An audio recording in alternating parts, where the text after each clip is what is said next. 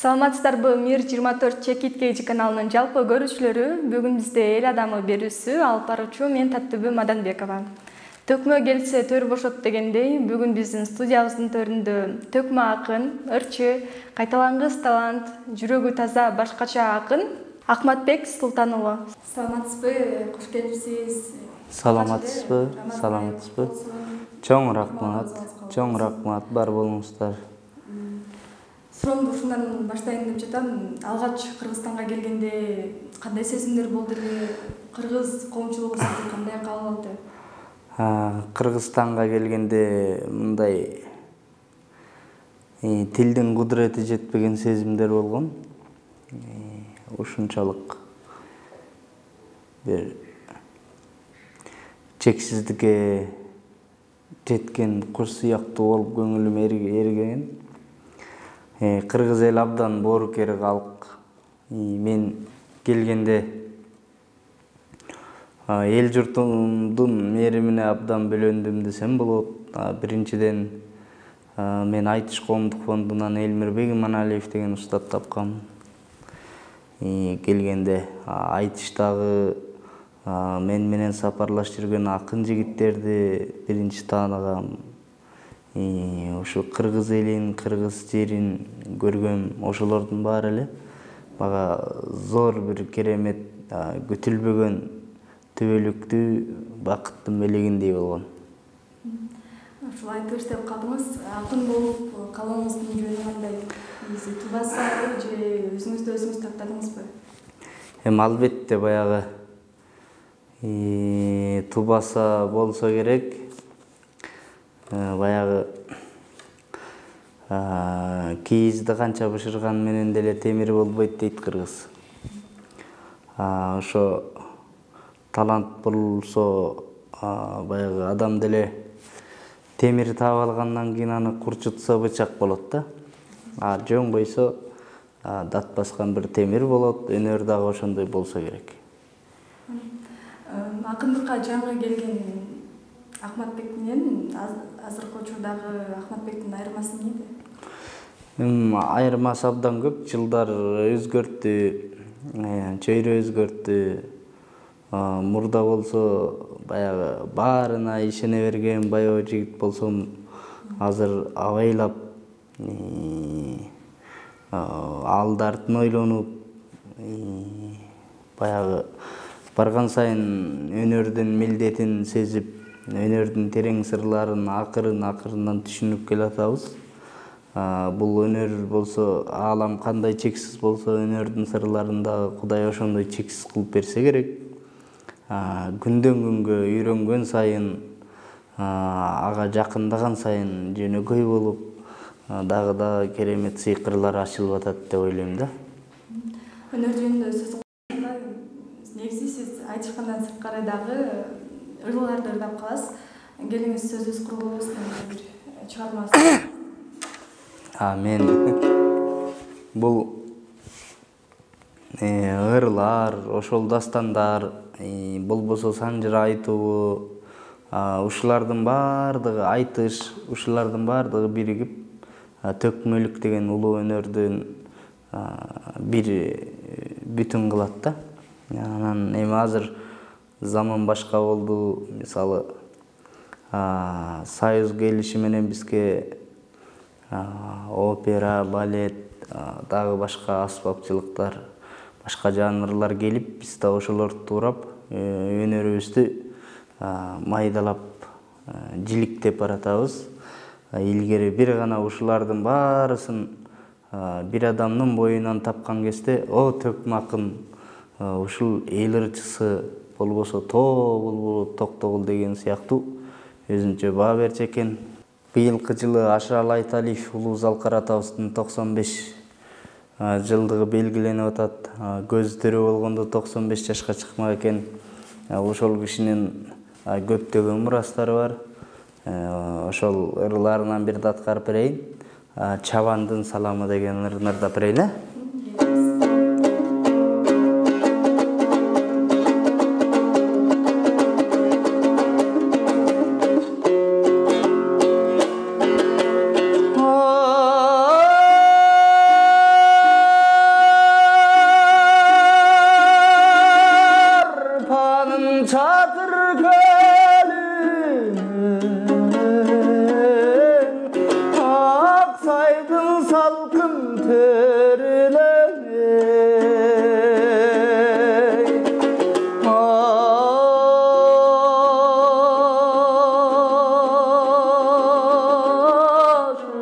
Salamgat yazdım, aşığım gitmeyi gömdün.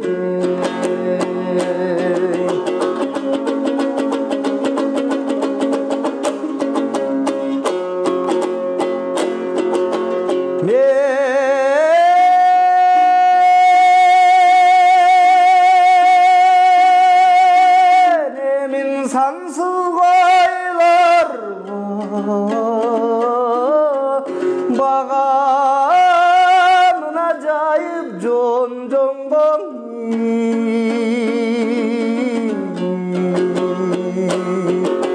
sen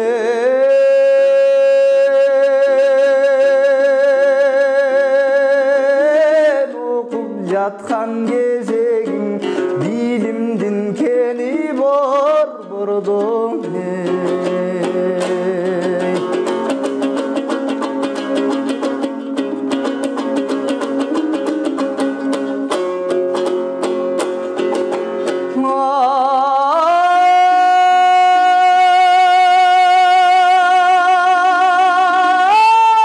aşık mına sendey jarkınga kadır keça kurulum altından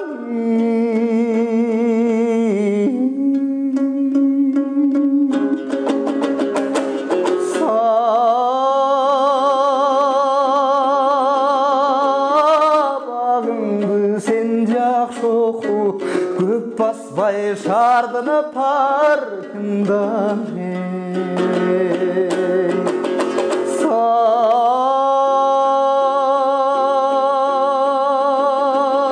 сабағың ұйықтап жақсы оқуда көп баспай шардыны паркында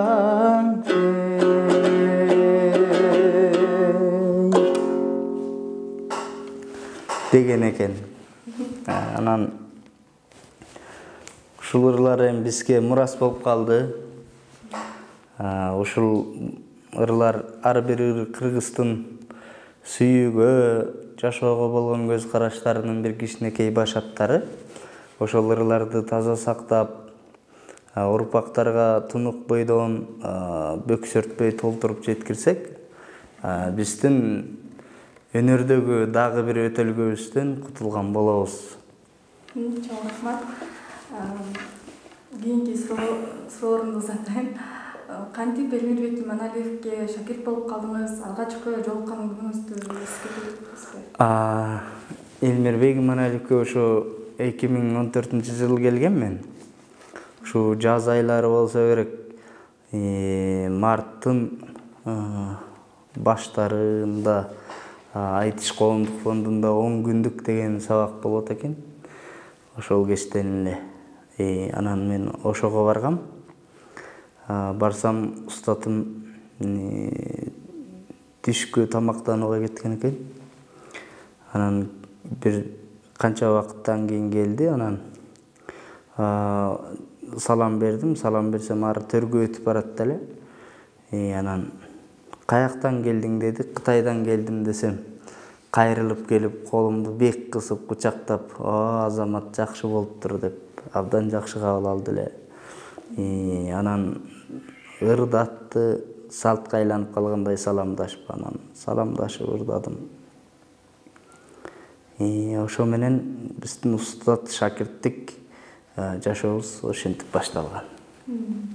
Ошол устаттын жанында, агайыбыздын жанында көп жүрүп калдыңыз да, анан устазыңыз менен өткөн эсте калган эң сонун күндөрдүн бирин айта кетсеңиз. Эң сонун күндөрдүн бири бул абдан көп. Устатыбыздын жанында жүргөндө биз тирүүсүндө байкабай калыптырбыз. Устатыбыз жаш болгон үчүн биз да көп көңүл бурбасак керек деп азыр өкүнүп кетем. Устатыбыздын жанында жүргөндө биз билим, өнөр, бакыт таалай, улуу нарк, улуу көрөнгө бизди ээрчип жүргөн экен.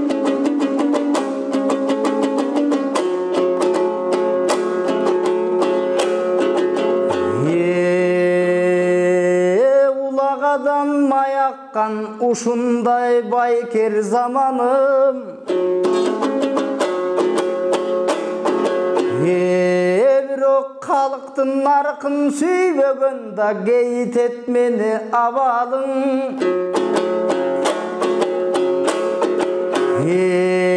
Туш тараптан келгендер тайраңдап кетти карагын.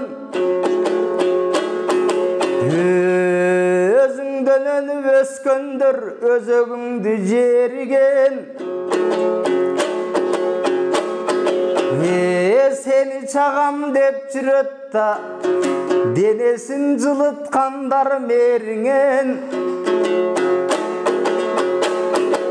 Эң авалтан элең акындардан акыйкат үчүн кейиген.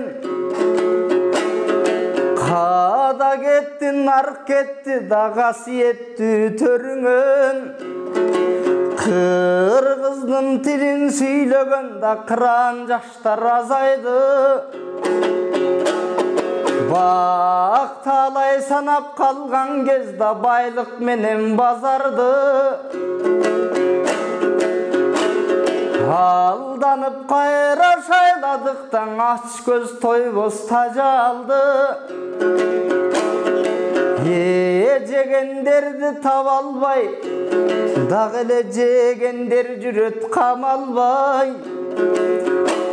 Жалтактап турат чындыктың жакшылар айтып дай албай. Анчеда чайкалып келе жатабыз тазаруунун жолунда. Киминден айтып өткөндөй ар бир кыргыз Кыргызстандын өз тактыры колунда.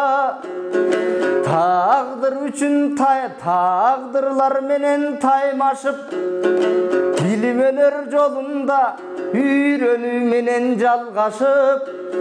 Кылымдардан кылымга да кыргыздын наркы жетсин деп, Манастын урпагы узарып дайым өссүн деп, аталар тилек кылышсын. Эненин тилин ар убакта жигит сүйлөп турушсун. Эң башкысы кыргызым жалкоолугун курутсун. Ак эмгек менен буйруса да аяламды жайнатсын. Эң биринчи душманы кыргыз жалкоолук менен кармашсын. Манастың ыйык туталсаң, маанилүү жолдон тайбассың. Бар болсун менин кыргызым, бакытка башың жалгассын. Жаштар өссүн калкым деп, карлар айтсын наркын көп. Энелер дайым кызына үйрөтсүн эне салтын көп.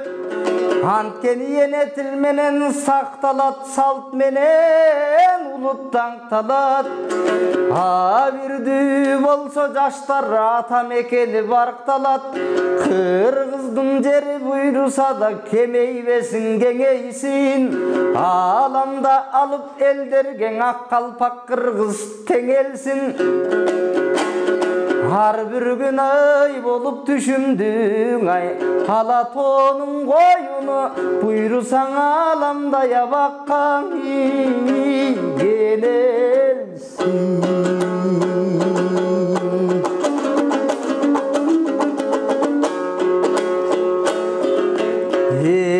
Элмирбектин обону элине малым жомогу. Элмирдей сүйүп эл журтту, эл үчүн дайым бололу. 100 жыл деген убакыт, бул 36 000 күн гана. Ай 100 жаштын татып тамагын жүгүрүп жүрөт ким гана.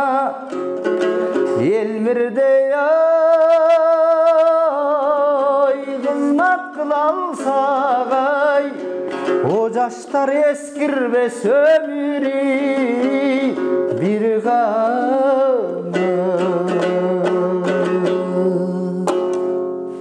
Бар болуңуз деп коелу. Баягы мен азыр шашылыш келип калдым. Ушул комузумду алып келип калдым. Мен жана төкмөлүк менен болсо абдан көп төгүп берейин дедим эле. Убактыңыздар да тар экен. Сөздү жыйынтыктардан алдым, сизге дагы бир суроо бергим келип турат да. Жалпы журтка белгилүү болгон жайнаш кайда, эмне болду, кабарлаштырасызбы? Жакшы. Кабарлашпайм. Эми ал баягы балалык менен чогуу жүрөктүн төрүндө эстелик айланып калган. Тагдырды же болбосо өтмүштү эске салып турасыз. Чоң рахмат. Ар бир адам бактылуу болгонго тийиштүү, бактылуу болсун. Силер да бактылуу болгула, мен да бактылуу болоюн. Эң башкысы Кыргызстан элибиз, Ала Тоо ыйык төрүбүз бактылуу болсун, тынчтыкта болсун. Бар бололу. Чоң рахмат сизин келип бергениңизге, ушунча убактыңызды алып, жанында калып келип бергениңизге чоң рахмат. Рахмат. Бүгүнкү ушул берүүнүн өзгөчөлүгү бүгүн баягы жаздын ажарын ачкан ошо гүлдөрдүн чанагына турган кирди жууш үчүн нөшөрлөгөн жамгыр төгүлүп турат. Ошол ар бир тамган тамчыдан, ар бир тамган жамгырдан тынычтыктын, бакыттын, ошондой эле өнүгүүнүн гүлдөрү жайнап чыксын дейли. Бүгүн жамгырлуу күнү, жамгырдай таза тилектер менен чакырганыңыздарга чоң рахмат. Ушу жамгырлар жерибизге ырыс алып келсин, жакшы сөздөр элибизге ырыс алып келсин. Рахмат ага. Ардактуу көрүүчүм, ушуну менен биздин эфирибиз соңуна чыкты. Кийинки эфирден жолукканча аман болуңуздар.